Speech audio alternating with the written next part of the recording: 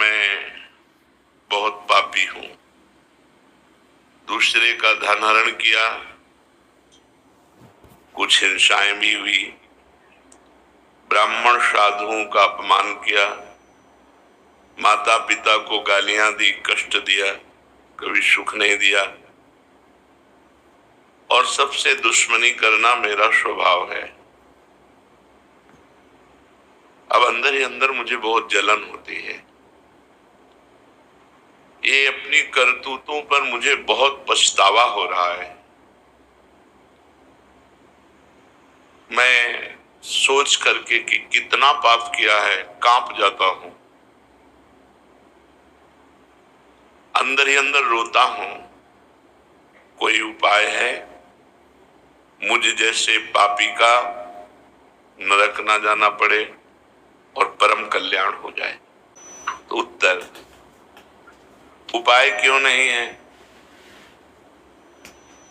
ऐसा कोई भी पापी जीव नहीं है जिसके लिए हमारी प्रियाजू का दरवाजा बंद हो। कैसे पापी क्यों न हो, हरिवंश नाम जो ले, तो अलग लड़ेती रीझ के महल खवासे दे। कोई कितना भी बड़ा पापी हो, हमारी श्री जी के दरबार में सदैव आदर पूर्वक उसे स्वीकार करने की जगह है। निरादर नहीं कि तू पापी है, आदर पूर्वक। पतित पावन बड़े दयालु, इसलिए तुम्हारे लिए घबराने की कोई बात नहीं है। तुम पर उनकी कृपा हो चुकी है, तभी तो तुम्हें अपनी करतूतों पर पछतावा हो रहा है। यदि कृपा न होती, कृपा पात्र का लक्षण क्या है कि हम पर कृपा हो गई। हमारे द्वारा जो भगवत विरुद्ध आचरण हो, शास्त्र विरुद्ध आचरण हो, उन पर मुझे जलन होनी चाहिए, पछतावा होना चाहिए। ये कृपा पात्र का लक्षण है। जो पापी पुरुष हर्षित होकर पाप करते हैं वो अकृपा है, और जिनसे पाप तो हुआ, पाप हो भी रहा है, पर वो जल रहे हैं, वो कृपा पात्र हैं। वो एक दिन शुद्ध हो जाएंगे। तुम्हें अब भय की, कांपने की जरूरत नहीं है। जिस कृपा ने तुम्हें ये वृत्ति दी है कि मैं पापी हूं, मैं जल रहा हूं, मैं रो रहा हूं,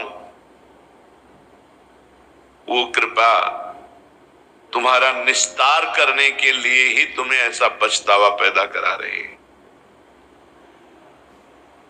तुम्हें सही बताऊं, तुम्हें भगवान से मिलाने के लिए कृपा ने कमर कस लिया है।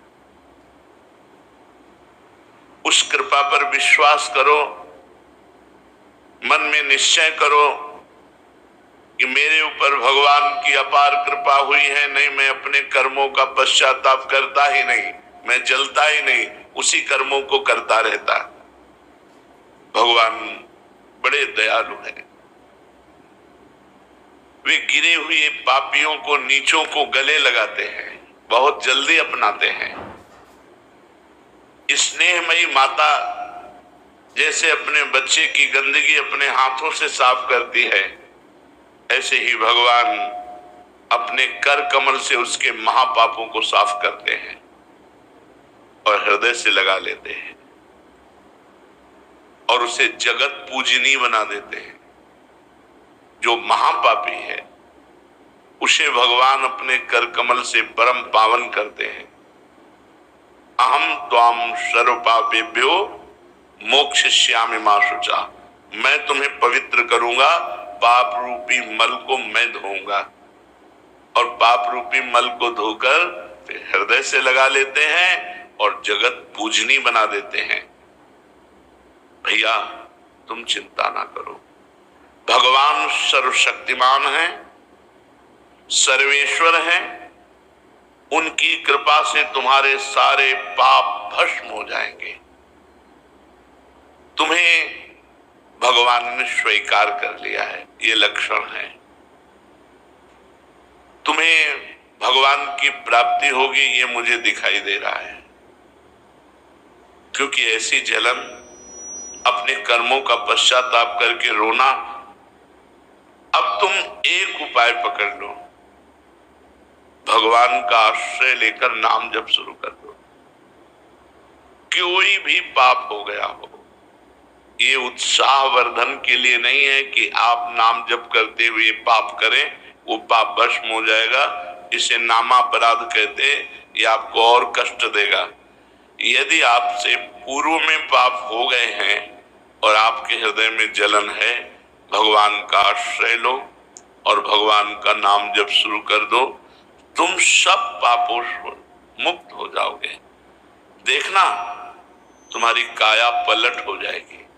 यदि तुमने भगवान का आश्रय लिया, भगवान का नाम जप किया, तुम्हारी काया पलट हो जाएगी। इस कलयुग में आज ऐसे बहुत लोग हैं जो अपने माता पिता का अपमान रूपी पाप करते हैं, पराई स्त्री का व्यभिचार करते हैं, पराये धन, पराई संपत्ति पर नजर रखते हैं, मन वचन कर्म से हिंसा करते हैं।